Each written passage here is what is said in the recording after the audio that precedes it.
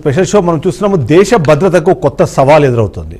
ఉగ్రవాదం రూపం మార్చుకుంటూ దేశ హృదయంలోనే కొత్త ముప్పు ముసురుకుంటోందనే సంకేతాలు వినిపిస్తున్నాయి. హైదరాబాద్ నుంచి అరెస్ట్ అయిన ఉగ్రవాది డాక్టర్ మహమ్మద్ మొయినుద్దీన్ సయ్యద్ విచారణలో బయటకు వస్తున్న వివరాలు దిమ్మ తిరిగేలా ఉన్నాయి. రాజేంద్ర నగర్లో డాక్టర్ మొయినుద్దీన్ను పట్టుకున్న గుజరాత్ ఏటీఎస్ భారీ స్థాయిలో విషప్రయోగం ద్వారా ప్రజలను చంపాలనే కుట్రను బట్టబయలు చేసింది. రేసిన్ అనే ప్రమాదకర విష పదార్థాన్ని స్వయంగా తయారు చేస్తూ దేవాలయాలు అలాగే వాటర్ ట్యాంకులను లక్ష్యంగా పెట్టి సామూహిక హత్యలకు ప్రణాళిక సిద్ధం చేసినట్టుగా సమాచారం తెలుస్తోంది.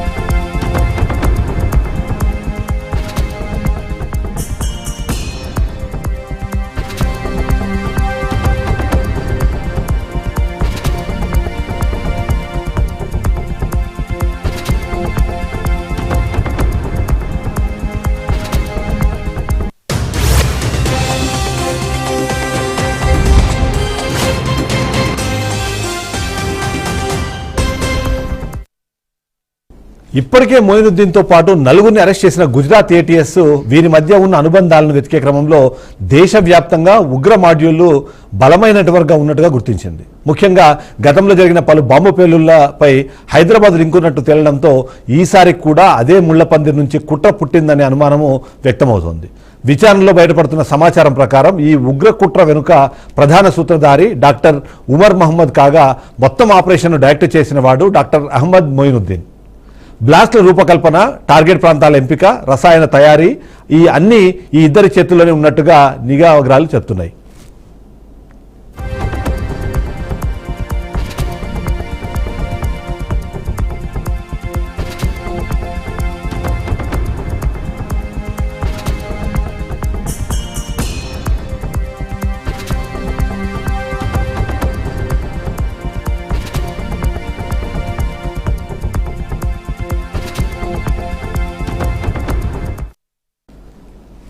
వరుస అరెస్టులతో ఒత్తిడికి లోనైన ఈ టెర్రరిస్ట్ మాడ్యూల్ తమ ఉనికి చాటుకోవడానికే సెల్ఫ్ సూసైడ్ బాంబర్ను యాక్టివేట్ చేసినట్టుగా అనుమానం వ్యక్తమవుతోంది. హైదరాబాద్లో అరెస్ట్ అయిన మరుసటి రోజే ఢిల్లీలో పేలుళ్లు జరగడం ఈ అనుమానాలకు బలాన్నిస్తుంది. బ్లాస్ట్ సమయంలో మూసి ఉన్న ఎర్రకోట కారణంగా భారీ ప్రాణ నష్టం తప్పినట్టుగా పోలీసులు చెబుతున్నారు. అయితే పేలుడు జరిగిన కారులో ముగ్గురు ఉన్నారని నమ్ముతున్న నిఘా సంస్థలు ఉమర్ మొహమ్మద్ చనిపోయాడా లేక తప్పించుకున్నాడా అనే ప్రశ్నలతో దర్యాప్తు కొనసాగిస్తోంది. ఉగ్రవాదంలో వైద్యులు, శాస్త్రజ్ఞులు, మేధావులు పాల్గొనడం భద్రతా వ్యవస్థలకే కాదు దేశ ప్రజలకు కూడా కొత్త ముప్పు హెచ్చరికగా మారింది.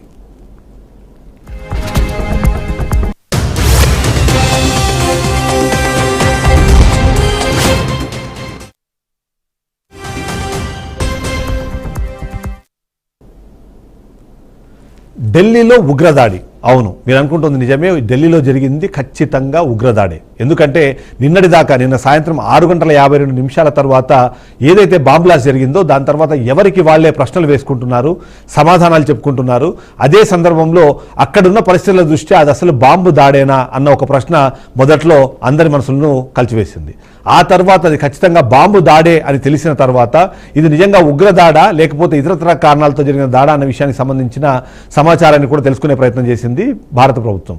అందులో ముఖ్యంగా మనం చూస్తే ఎన్ఐఏ కానివ్వండి, ఎన్ఎస్జీ కానివ్వండి, అలాగే ఢిల్లీకి సంబంధించిన స్పెషల్ పోలీసు వింగ్ ఏదైతే ఉందో అది ఓవరాల్గా చూస్తే ఇవాళ దానికి సంబంధించిన ఇన్ఫర్మేషన్ గ్యాదర్ చేయడము, అక్కడ ఉన్న ఫోరెన్సిక్ నిపుణులతో సమాచారాన్ని సేకరించిన తర్వాత ఫైనల్గా ఇది ఉగ్ర దాడే అన్న ఒక విషయాన్ని అయితే క్లారిటీగా వచ్చేశారు. సో ఈ ఉగ్రదాడి జరుగుతున్న నేపథ్యం కానివ్వండి, దేశంలో ఎక్కడ ఉగ్రదాడి జరిగినా సరే దాని మూలాలు హైదరాబాద్లో ఎప్పుడూ వదులుతూ ఉంటాయి. అలాంటిది మొన్న జరిగిన అరెస్టుకి నిన్న జరిగిన ఉగ్రదాడికి మధ్యలో ఏమైనా లింక్ ఉందన్న విషయాన్ని మనం ఎస్టాబ్లిష్ చేసే ప్రయత్నం చేద్దాం. మనతో పాటు ఉన్నారు BRK news crime bureau chief Inna Reddy గారు మనతో పాటు ఉన్నారు. ఇన్నారెడ్డితో ఒకసారి మాట్లాడదాం. ఇన్నారెడ్డి, ఏంటంటే మనము గతంలో కూడా మనం చూసాం, చాలా అంటే గత కొన్ని దశాబ్దాలుగా చూసినప్పుడు ఎక్కడ ఏ ఉగ్రదాడి జరిగినా సరే అది హైదరాబాద్కి ఎక్కడో చోట్ల నుంచి లింక్ వస్తుంది. ఇప్పుడు కూడా అదే తరహా సంకేతాలు కనిపించేలాగా ఆ డాక్టర్కి ఈ డాక్టర్కి మధ్యలో ఏమైనా రిలేషన్ ఉందా? ఈ ఉగ్రదాడి అని కన్ఫర్మ్ అయిన నేపథ్యంలో ఆ లింకులు హైదరాబాద్ నుంచే స్టార్ట్ అయినాయా? ఏంటి మీ అబ్జర్వేషన్ ఏంటి? చిదంబర్, మనం గమనించవచ్చు, ఓవరాల్గా చూస్తే దేశవ్యాప్తంగా ఎక్కడ బాంబ్ బ్లాస్ట్ జరిగినా కూడా దానికి లింకులు ఉన్నాయని చెప్పిన విషయం మీద ఇప్పటికే ప్రూవ్ అయినాయి. తర్వాత అరెస్టులో జరిగిన నేపథ్యంలో గతంలో జరిగిన బాంబ్ బ్లాస్ట్లు అన్నింటిలో కూడా లింకులు బయటపడ్డాయి. ఇప్పుడు కూడా ఎప్పుడైతే ఢిల్లీ బాంబ్ బ్లాస్ట్లు ఎప్పుడైతే విషయం వెలుగులోకి వచ్చిందో ఇమ్మీడియట్గా నిఘా వర్గాలు అప్రమత్తం అయిపోయి హైదరాబాద్లో కూడా తనిఖీలు చేయడం జరిగింది. అలాగనే ఇప్పుడు ఏమైతే టెర్రరిస్ట్ మాడ్యూల్స్ సంబంధించిన అరెస్టులు జరిగాయో అరెస్టులు జరిగిన రెండో రోజే ఈ బాంబ్ బ్లాస్ట్ జరగటం వెనుక ఒక కీలకమైన అంశాలు కూడా బయటపడ్డట్టు తెలుస్తూ ఉంది. ప్రధానంగా మనం గమనిస్తే ఈ టెర్రరిస్ట్ మాడ్యూల్స్ అరెస్ట్ అయిన తర్వాత వరుసగా అరెస్టులు జరుగుతూ ఉన్నాయి. దాదాపుగా 6 దాకా అరెస్ట్ అయ్యారు. సో దీనికి సంబంధించి మనకు Gujarat ATS anti terrorist squad పోలీసులు అరెస్ట్ చేసిన నేపథ్యంలో మొత్తంగా ఈ మాడ్యూల్స్ ఎక్కడెక్కడ అరెస్ట్ చేస్తున్నారో అన్న క్రమంలో ఒక రకమైన ఒత్తిడికి గురయ్యారు ఈ టెర్రరిస్ట్ మాడ్యూల్స్ అన్నీ కూడా. అంటే మేము ఎక్కడ ఎలాంటి ప్రయత్నాలు చేసినా కూడా ఎక్కడికక్కడ బ్రేక్ చేస్తూ ఉన్నారు. కాబట్టి దీంట్లో మనం గమనిస్తే గతంలో విషయానికి ఇప్పుడు విషయానికి ఒకసారి మనం బేజవారు వేసుకుంటే టెర్రరిస్ట్ మాడ్యూల్స్ ఎప్పుడు కూడా ప్లాన్ ఏ ప్లాన్ బి అనే రెండు విషయాల మీద వాళ్ళు డిపెండ్ అయి ఉంటారు. అంటే ప్లాన్ ఏ కనుక ఫెయిల్ అయితే ఇమ్మీడియట్గా ప్లాన్ బిని వాళ్ళు అలర్ట్ చేస్తారు. సో ఇట్లా గతంలో జరిగిన ఏ బాంబ్ బ్లాస్ట్ కావచ్చు, సిరీస్ బాంబ్ బ్లాస్ట్ కావచ్చు, హైదరాబాద్లో జరిగిన మక్కా మసీద్ కావచ్చు, తర్వాత ఇక్కడ ఏ బాంబ్ బ్లాస్ట్ సంబంధించిన ఎక్కడ జరిగినా కూడా వాళ్ళు ఒక బాంబు వెళ్ళిన తర్వాత వెతికితే మరికొన్ని బాంబులు కూడా దొరికినాయి. సో ఎక్కడ ఫెయిల్ అయినా ఇంకో చాటు దాన్ని యాక్టివేట్ అయ్యే విధంగా టెర్రరిస్ట్ మాడ్యూల్స్ చాలా తెలివిగా వ్యవహరిస్తాయి. సో అదే నేపథ్యంలో ఇప్పుడు ఏమైతే ఈ మాడ్యూల్స్ను అరెస్ట్ చేశారో మనం చూడొచ్చు. హైదరాబాద్లో దీనికి సంబంధించి గుజరాత్ ATS పోలీసులు డాక్టర్ మొయినుద్దీన్ అరెస్ట్ చేసిన నేపథ్యంలో మనం చూస్తే దీంతో పాటు మాకు 4 అరెస్ట్ అవ్వడం జరుగుతూ ఉంది. సో ఈ నిఘా వర్గాల దగ్గర నుంచి వచ్చిన సమాచారం ప్రకారం అయితే మాత్రం మొయినుద్దీన్ చాలా కీలకంగా వ్యవహరించాడు. సో ఒక రకంగా చెప్పాలంటే ఈ అపాయింట్మెంట్స్ కావచ్చు, అంటే డాక్టర్స్ని అంటే తనలాగా డాక్టర్స్ని ఇన్వాల్వ్ చేయడం అనేది ఇది ఒక కొత్త రకం పంద. మనం ఇప్పుడు దాకా చూసాము ఈ బాంబులో ఈ టెర్రరిస్ట్ మాడ్యూల్స్లో కూడా డాక్టర్స్ అరెస్ట్ అవ్వడం గతంలో లేదు. వాళ్ళందరూ బిజినెస్ మ్యాన్లో చదువుకున్న వాళ్ళు లేకపోతే చిల్లర వ్యాపారాలు చేసుకునే వాళ్ళు మాత్రం చూసాం. కానీ ఈసారి మాడ్యూల్స్ ఒక పంద చేంజ్ చేసి డాక్టర్స్ని ఇన్వాల్వ్ చేశారు. డాక్టర్స్ భారీ ఎత్తున కుట్రలు పడినారు. సో వీళ్ళ దగ్గర చాలా కీలకమైన విషయాలు కూడా బయటపడ్డాయి. సో దీంట్లో ఈ రాజేంద్ర నగర్లో అరెస్ట్ అయిన ఎవరైతే ఉన్నారో ఆయన డాక్టర్ మొయినుద్దీనే కీలకంగా వ్యవహరించారన్నది ఇక్కడ మనకు వెల్లడవుతా ఉంది. ఈ టోటల్ ఎపిసోడ్లో ఇతనే భాగస్వామిగా ఉన్నాడని చెప్పి అన్న విషయాలు ఒకటి వెల్లడవుతా ఉన్నాయి. మనకు అందిన సమాచారం ప్రకారం అయితే ప్రధానం మనం గమనిస్తే వీళ్ళు అరెస్ట్ అయ్యారు కాబట్టి మనం చూసాం.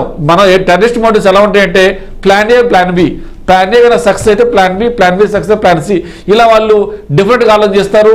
ఇక్కడ కూడా తాము అరెస్ట్ అయ్యాం కాబట్టి అరెస్ట్ అయినా కూడా ఇంకా మా మూలాలు ఉన్నాయి, మమ్మల్ని ఎవరు కూడా ఏం చేయలేదని చెప్పిన నేపథ్యంలోనే ఢిల్లీలో జరిగిన బాంబ్ బ్లాస్ట్ అనేది ఒక కారణం అని చెప్పుకోవచ్చు. అయితే మీరు ప్లాన్ ఏ ప్లాన్ బి పెట్టుకుంటారు, అది బాగానే ఉంది. బట్ అదే సందర్భంలో ఇప్పుడు పుల్వామా ఘటన జరగడము, ఆ తర్వాత ఆపరేషన్ సింధూర్ చేయడము, సింధూర్ తర్వాత ఎప్పుడు ఇలాంటి ఘటన జరిగినా సరే మేము సిద్ధంగా ఉంటామంటూ భారత ప్రభుత్వం ఒక ఏదైతే ప్రకటన చేసిన నేపథ్యంలో ఆ పుల్వామాకి కనెక్టెడ్గా ఉన్న డాక్టర్లు ఇప్పుడు చేశారు అంటే దీన్ని కేవలం ఆ పుల్వామా ఘటనకు మాత్రమే దీన్ని కనెక్టెడ్గా చూడాలంటారా, లేకపోతే దేశవ్యాప్తంగా ఇలాంటి ఎన్నో సంఘటనలు చేయడానికి సిద్ధపడి మీరు అన్నట్టుగా ఆల్రెడీ కొంతమంది అరెస్ట్ అయ్యారు కాబట్టి అక్కడ దాకా వచ్చిన వాళ్ళు మా దగ్గర వరకు వస్తారేమో అన్న అనుమానంతో ఇది తొందరపడి ఈ కార్యక్రమాన్ని పూర్తి చేశారనుకోవాలి, ఎలా చూడాలంటే అంత ప్లాన్ అనిపించట్లేదు ఇది. ఖచ్చితంగా దీంట్లో వీళ్ళు ఆల్రెడీ అరెస్ట్ అయ్యారు కాబట్టి మా దాకా వచ్చారన్న యాంగిల్ ఒకటై ఉండొచ్చు.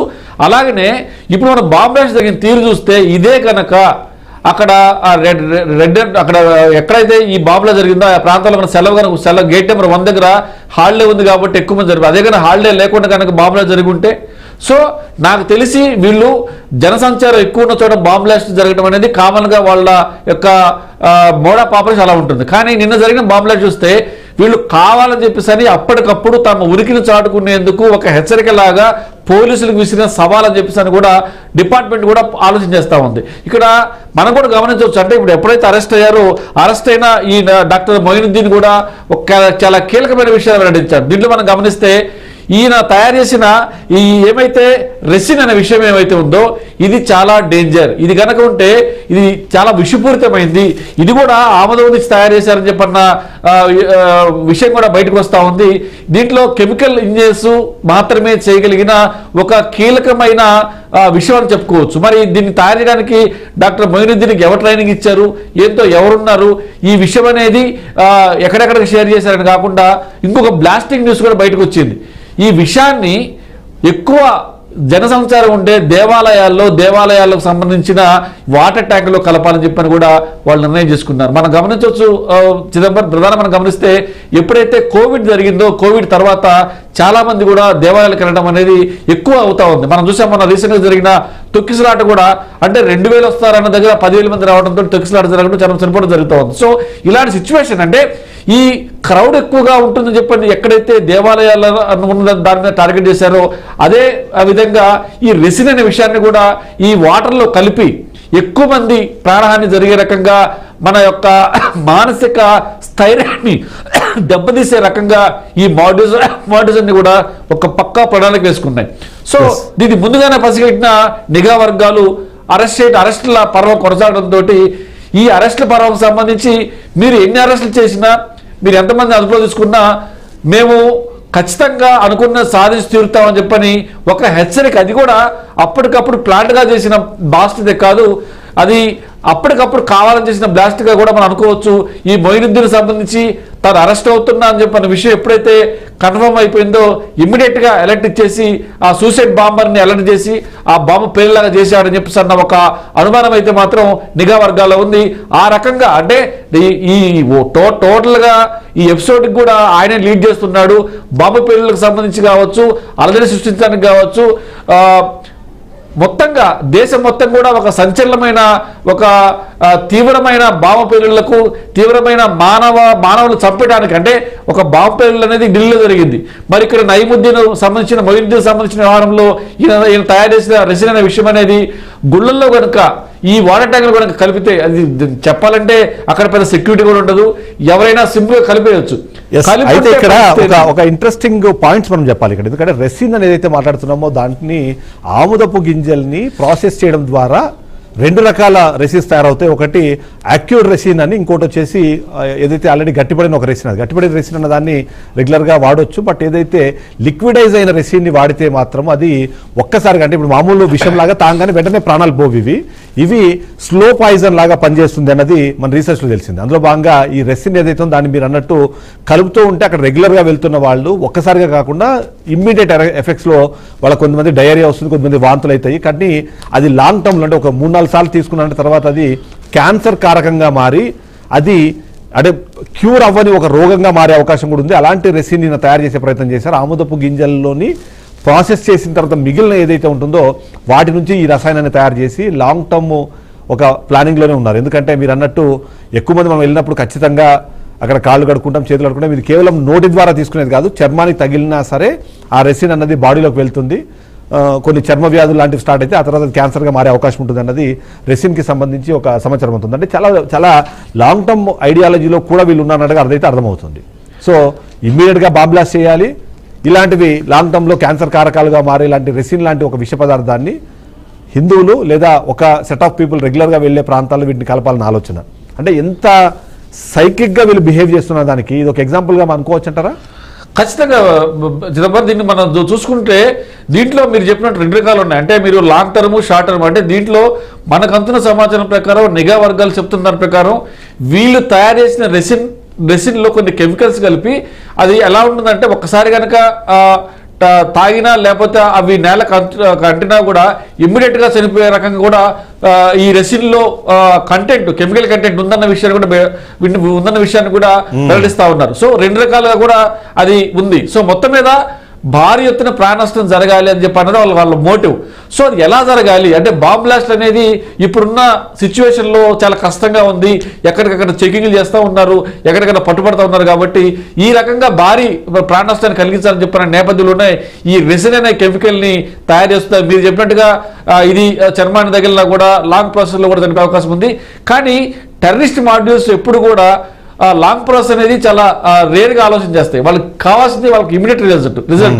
సో మనకు అందుతున్న సమాచారం ప్రకారం ఇది మీరు చెప్పిన రెసినే కాకుండా దీంట్లో కొన్ని కెమికల్స్ కలిపి అది ఇమ్మీడియట్గా ఎఫెక్ట్ ఇచ్చే ప్రాణహాని కలిగించే రెసిన్ తయారు చేశారన్నది మనకు అందుతున్న సమాచారం. మీరు చెప్పిన పద్ధతులు అయి ఉండొచ్చు. సో టెర్రరిస్ట్ మాడ్యూల్ ఇప్పుడు కూడా అప్పటికప్పుడు ఇమ్మీడియట్ గా ఎఫెక్ట్ ఇచ్చే వాళ్ళు బాంబ్ బ్లాస్ట్ చేసే కారణం కూడా అలా ఉంటుంది. కానీ ఇప్పుడు మీరు అన్నది ఒక రకంగా చెప్పండి దీన్ని బయో అటాక్ అంటారు. సో బయోలాజికల్ సిస్టమ్ ద్వారా వాళ్ళు ప్రజలను చంపడానికి ఉపయోగించే దాన్ని బయో అటాక్ అని చెప్పుకోవచ్చు. వీళ్ళు ఆ రకమైన ప్రయత్నాలు కూడా చేశారన్న దాని మీద కూడా ఇప్పుడే కొంత ఎనలైజేషన్ జరిగింది. సో ఇప్పుడు మనం మొయినుద్దీన్ విచారణ చేసినప్పుడు కూడా మేము ఇలా వాటర్ అటాక్ లో కలపాలనుకున్నాము అని చెప్పేసి డాక్టర్ మొయినుద్దీన్ ఈ రోజు ATS అధికారులు విచారణ చేసినప్పుడు చెప్పారు. ఇదే కాకుండా ఈ బాంబ్ బ్లాస్ట్ల వెనుక మాస్టర్ మైండ్ కూడా ఇతనే అని చెప్పిన సమాచారం కూడా వస్తూ ఉంది. ఇంకా విచారణ కొనసాగుతూ ఉంది. అంటే మీరు మమ్మల్ని ఎంతమందిని అరెస్ట్ చేసినప్పటికి కూడా ఎంతమందిని మీరు ఇలా అరెస్ట్ చేసుకుంటా పోయినప్పుడు కూడా మేము వెనక తగ్గేది లేదు, ఖచ్చితంగా మా యొక్క ఉనికి ఉంది అని వాళ్ళ యొక్క ఉనికిని చాటుకోవడానికి మాత్రమే అటాక్ చేశారు. ఇదే కాకుండా ఇంకా మరికొన్ని చోట్ల కూడా అటాక్ చేయడానికి కూడా సిద్ధంగా ఉన్నారన్న దాని మీద ఒక్కసారిగా ఇంటెలిజెన్స్ బ్యూరో ఉలిక్కిపడి ఎక్కడికక్కడ దీంట్లో టెర్రరిస్ట్ సానుభూతి పనులు కావచ్చు, అలాగనే స్లీపర్ సెల్స్. మనకు తెలుసు స్లీపర్ సెల్స్ అంటే ఎక్కడెక్కడైతే పేదరికం ఉందో ఆయా ప్రాంతాల్లో, అంటే ఎక్కడ బాంబ్ బ్లాస్ట్ చేయాలనుకున్నారో ఆయా ప్రాంతాలు సెలెక్ట్ చేసుకొని అక్కడ కొంతమందిని వాళ్ళ రిక్రూట్ చేసుకుంటారు. ఆ రిక్రూట్ చేసుకున్నప్పుడు వాళ్ళ వృత్తిలో వాళ్ళు కాయలమ్మే వాళ్ళు ఉంటారా, లేకపోతే చెప్పులు కుట్టాలు ఉంటారా, లేకపోతే వాళ్ళ రకరకాల వృత్తిలో ఉంటారు. వాళ్ళు సెలెక్ట్ చేసుకుని వాళ్ళు పిలిపించేసి భారీ ఎత్తున డబ్బులు ఇస్తారనమాట. సో భారీ ఎత్తున వాళ్ళు డబ్బులు ఇచ్చినా కూడా మీ వృత్తి మీరే చేసుకోండి, కాకపోతే అక్కడ జరిగే ప్రతి విషయం కూడా మాకు ఎప్పటికప్పుడు అప్డేట్ వస్తూ ఉంటామని చెప్పని కొన్ని స్లీపర్ సెల్స్ తయారు చేస్తారు. వాళ్ళు ఎప్పుడు యాక్టివేట్ అవుతారంటే ఆ ప్రాంతంలో బాంబ్ బ్లాస్ట్ చేయాలనుకున్నప్పుడు ఇమీడియట్ గా ఎవరినైతే స్లీపర్ సెల్స్ గా వాళ్ళను రిక్రూట్ చేసుకున్నారో వాళ్ళ దగ్గర వాళ్ళతో మాట్లాడి వాళ్ళను యాక్టివేట్ చేసి వాళ్ళు ఇచ్చిన సమాచారంతో అక్కడ అటాక్ చేస్తారు. ఈ రకంగా ఎక్కడికక్కడ ఉన్న స్లీపర్ సెల్స్ కూడా యాక్టివేట్ చేశారు. మరికొన్ని బాంబ్ బ్లాస్ట్ కూడా జరిగే అవకాశం ఉందని చెప్పన్న హెచ్చరికల నేపథ్యంలో నిన్న ఒక రకం చెప్పాలంటే నాకాబందీ లాగా ఎక్కడికక్కడ ఎక్కడైతే జనసంచారం ఎక్కువ ఉంటుందో ఎక్కడ చెక్ చేయడం జరిగి ఉంది. మనం చూస్తా ఉన్నాం ఎక్కడ బాంబులా జరిగినా దాని మూలలు హైదరాబాద్లో ఉంటాయని చెప్పని కూడా తెలుస్తుంది. డాక్టర్ మొయినుద్దీన్ కూడా దీంట్లో మెయిన్ అంటే కీలకమైన వ్యక్తి అని చెప్పి అనుమానిస్తున్న నేపథ్యంలో ఇతని కనుసరణలోనే జరిగిందా, ఇతని యొక్క ఆర్డర్స్ ప్రకారం ఇప్పుడు ముగ్గురు అందరు డాక్టర్లు రిక్రూట్ చేసుకుని ఇతనే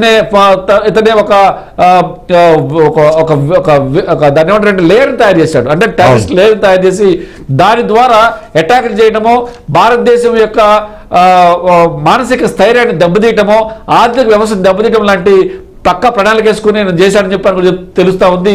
మరి ఈ టెర్రరిస్టులకు అక్కడ ఢిల్లీలో పెరిగిన దాని మాడ్యూల్స్ కూడా లింకులు ఉన్నాయని చెప్పని కొన్ని ఆధారాలు దొరికింది. ఖచ్చితంగా దీంట్లో ఫ్యూచర్లో కూడా చాలా ప్రమాదాలు అంటే బాంబులా జరిగే అవకాశం ఉంది. అరెస్ట్ అయిన వాళ్ళే కాకుండా అరెస్ట్ కాకుండా నిద్రావణ వ్యవస్థలో గుట్టు చప్పుడు కాకుండా తమ పని తాను చూసుకునే వాళ్ళు కూడా ఉన్నారని చెప్పని ఒక హెచ్చరిక కూడా చెప్పుకుంటారు. పోలీసులు కూడా దీన్ని నిన్న జరిగిన బాంబ్ బ్లాస్ట్ ఏమైతే ఉందో ఒక ఛాలెంజ్ తీసుకున్నారు. వాళ్ళు ఒక ఛాలెంజ్ ఇస్తారు కాబట్టి ఆ ఛాలెంజ్ రిసీవ్ చేసుకుని ఇకపై ఎక్కడ కూడా బాంబ్ బ్లాస్ట్ జరిగే అవకాశం లేకుండా ఇంకా టైట్ చేసి మనకు తెలియకుండా చాలా మంది అరెస్ట్ అయ్యారు. దీంట్లో టెర్రరిస్ట్ సానుభూతి పనులు కావచ్చు, అనుమానంగా ఉన్న స్లీపర్ సెల్స్ కావచ్చు. సో ఈ మనం ఎవరైనా ఒక అరెస్ట్ చేసినప్పుడు వాళ్ళు రెగ్యులర్ గా ఎవరితో కాంటాక్ట్ లో ఉంటారు, ఎవరితో కమ్యూనికేట్. మీకున్న వాస్ట్ ఎక్స్పీరియన్స్ మీరు చెప్పండి. ఎందుకంటే మనము ఇస్తున్న సమాచారం కానివ్వండి, ప్రజలకు తెలుస్తున్న సమాచారము చాలా తక్కువ ఉంటుంది. పోలీసులు ఏ సమాచారం అయితే ప్రజలకు తెలియాలనుకున్నా అంత మాత్రమే రిలీజ్ చేస్తారు, మిగిలినంత వాళ్ళు అది క్లాసిఫైడ్గా పెడతారు. సో దట్ మనకు తెలిసిన దానికన్నా మనకు తెలియంది తెలుసుకోవాల్సింది చాలా ఉంది అన్నది నమ్మొచ్చా? ఎందుకంటే ఇలాంటి ఘటన జరిగిన తర్వాత ఇంకోటి రిపీట్ అవ్వకూడదు అంటే వాళ్ళు తీసుకునే స్టెప్స్ కానివ్వండి అవన్నీ చాలా వ్యాస్ట్గా ఉంటాయి అనుకోవచ్చా? ఖచ్చితంగా చంద్రబాబు మీరు చెప్పింది ఎలా ఉందంటే ఇవన్నీ కూడా అంటే ఒకసారి కనుక మీడియాలో కనుక వస్తే పబ్లిక్ ఫ్యాన్కి ఫీల్ అవుతారన్న విషయం మీద కూడా కొంత ఆలోచన చేసి కొంతవరకు మాత్రం వాళ్ళు లీక్లు ఇస్తారు మనకి. సో మనకున్న అనుభవం ప్రకారం మనం కూడా కొంతమంది పోలీస్ ఆఫీసర్లతో ఆఫ్ మాట్లాడినప్పుడు కూడా ఈ స్లీపర్ సెల్స్ ఇప్పటికే యాక్టివేట్ అయ్యాయి, మరిన్ని కూడా జరిగే అవకాశం ఉంది. కాబట్టి ఇక్కడ మెయిన్ గా అప్రమత్తం అవ్వాల్సింది పబ్లిక్ అండి. పబ్లిక్ కి ఒక మెసేజ్ కూడా ఇచ్చారు సిపి సజ్జనార్ గారు. ఏమన్నారు, ఏదైనా అనుమానాస్పద వస్తువులు కనుక ఉంటే మీరు ఇమీడియట్ గా 100 డయల్ చేయండి, అనుమానాస్పద వస్తువులున్నా అనుమానాస్పద మనుషులున్నా కూడా చెప్పండి. అంటే ఈ మెసేజ్ యొక్క ఉద్దేశం ఏంటంటే జాగ్రత్తగా ఉండండి, మన చుట్టూనే కొంతమంది టెర్రరిస్ట్ మాడ్యూల్స్ నిఘా అంటే నిద్రావన వ్యవస్థలో ఉండి ఇప్పుడే మేల్కొన్నాయి కాబట్టి ఎప్పుడు ఎక్కడ ఏ రకంగా అటాక్ చేసే అవకాశం ఉంది కాబట్టి బీ అలర్ట్ అన్న విషయాన్ని వాళ్ళు చెప్పకనే చెప్పారు. అలాగనే మనకున్న సమాచారం ప్రకారం కూడా ఎక్కడ కూడా వాళ్ళు ఏ కొంచెం అవకాశం ఉన్నా కూడా మరిన్ని దాడులు చేయడానికి సిద్ధంగా ఉన్నట్టు తెలుస్తున్న నేపథ్యంలో నిన్న విసిరిన సవాలు స్వీకరించిన డిపార్ట్మెంటు ఎక్కడ కూడా మనం చూస్తూ ఉన్నాం. హోంశాఖ కూడా అప్రమత్తమైంది. దాని మీద ఇప్పటికే ఒక హై లెవెల్ మీటింగ్ కూడా జరిగింది. హై లెవెల్ మీటింగ్లో అనేక విషయాలు కూడా బయటకు వచ్చాయి. సో దీంట్లో జైష్ మహమ్మద్ సంబంధించిన ఉగ్రవాద సంస్థ ఈ మాడ్యూల్ వెనక ఉండి పనిచేస్తూ ఉంది. అదే కాకుండా వీళ్లకు ఆర్థికంగా ఎవరు డబ్బులు సపోర్ట్ చేస్తూ ఉన్నారు. ఏదైనా సరే ఏ బ్లాస్టర్ గారన్నా ఏ మాడ్యూల్ రిక్రూట్ అవ్వాలన్నా కూడా దీనికి ప్రధానమైన కారణం ఆర్థికంగా వాళ్ళను మోటివేట్ చేయటం, వాళ్ళకి డబ్బులు భారీ ఎత్తున ఇవ్వడంతో వాళ్ళని ఒక మెంటల్గా అంటే వాళ్ళకి తయారు చేస్తారు. అంటే మనం చేసే పని దేవుడి కోసం చేస్తున్నాము, మనం ఇంతమంది చంపడం వల్ల డైరెక్ట్ స్వర్గానికి పోతామని చెప్పని కొంత వాళ్ళని ఒక రకం చెప్పాలంటే ఒక ట్రాన్స్లో తీసుకెళ్లి వాళ్ళు ఈ రకమైన పనులు చేయడానికి సిద్ధం చేస్తారు. ఇప్పుడు ఏవైతే ఢిల్లీలో బ్లాస్ట్ జరిగిందో ఒక సెల్ఫ్ సూసైడ్ బాంబరు పేల్చుకోవడం వల్ల జరిగిందని చెప్పని ఇప్పటికే ఒక ఇన్ఫర్మేషన్ మనకు వస్తా ఉంది. మరి సెల్ఫ్ సూసైడ్ బాంబర్ పేల్చుకోవాలంటే చాలా ధైర్యం ఉండాలి. ఇలాంటివి ఇంకా ఉన్నాయి, హైదరాబాద్ లో ఉన్నాయని చెప్పిన సమాచారం వస్తుంది కాబట్టి అందరు ఖచ్చితంగా జరిగింది మన దగ్గర జరగని కాదు, అలర్ట్ గా ఉండాలి. Yes, thank you very much Innareddy. ఓవరాల్గా చూసినప్పుడు సిపి సజ్జనార్ గారు చెప్పినట్టుగా ఇప్పటి నుంచి ప్రతి భారతీయ పౌరుడికి ఒక కొత్త బాధ్యత వచ్చింది. మీ చుట్టూ జరుగుతున్న పరిణామాలను ఎప్పటికప్పుడు గమనిస్తుండండి. ఏ పార్టీ అనుమానం వచ్చినా సరే, ఏ పార్టీ అలజడికి అది కారణమవుతుంది అన్న ఆలోచన వచ్చినా సరే వెంటనే 100కి డయల్ చేయండి అని చెప్తున్నారు. అంతేకాకుండా ఇప్పుడు మనము దానికి సంబంధించిన కారుకు సంబంధించిన చలాన్ల డీటెయిల్స్ చూసినప్పుడు కూడా చాలా క్లియర్గా అక్కడ రెక్కి నిర్వహించింది అన్నారు అన్నదానికి సంబంధించి కొద్ది ఎగ్జాంపుల్స్ అయితే మనకు కనిపిస్తున్నాయి. కావాలని రాంగ్ ప్లేస్లో దాన్ని పార్క్ చేయడము, చాలాసేపు పాటు దాన్ని టచ్ చేయకపోవడము, ఆ తర్వాత పోలీసులు ఎలా వ్యవహరిస్తున్నారు దానికి సంబంధించి పూర్తి స్థాయిలో సమాచారం అందుకున్న తర్వాత నిన్న ఘటన పాల్పడారని మనకు అర్థమవుతుంది. సో భారత పౌరులుగా ఇప్పుడు అందరికీ ఒకే ఒక బాధ్యత ఉంది. ఆ బాధ్యత ఏంటంటే ఇలాంటి ఉగ్రదాడులు జరిగిన తర్వాత మనము ఢీలా పడేది లేదు, ఎలాగైనా మనం ముందు వెళ్తూనే ఉంటాం. ఉగ్రదాడులు మన భారతీయులకు సంబంధించిన ఆ స్ఫూర్తిని మాత్రం దెబ్బతీసే అవకాశం లేదు అన్నాన్ని మనం చెబుతూనే ఉండాలి. భారతీయులుగా మనందరం ఒకటిగా ఉండాలి, భారతీయులు మనందరం ఒకటిగా దాన్ని ఎదుర్కోవాలన్న విషయాన్ని మాత్రం ఖచ్చితంగా గుర్తుపెట్టుకోవాలి. నేను చెప్పినట్టుగా ఎక్కడైనా సరే అనుమానాస్పద వ్యక్తులు కనిపించినా, అనుమానాస్పద వస్తువులు కనిపించినా సరే వెంటనే 100కి డయల్ చేయండి. ఆ తర్వాత పోలీసులు దాని సంగతి చూసుకుంటారు. సో మీ బాధ్యతగా ఆ సమాచారం ఇస్తే చాలు, ఆ తర్వాత బాధ్యత నిర్వర్తించడానికి పోలీస్ డిపార్ట్మెంట్ సిద్ధంగా ఉందన్న విషయాన్ని చెబుతూనే ఢిల్లీలో జరిగిన ఉగ్రదాడి అలాంటిది మరొకటి జరగకుండా ఉండాలని దేవుని కోరుకుంటూ ఇప్పటివరకు ఇది అప్డేట్స్. నెక్స్ట్ మళ్ళీ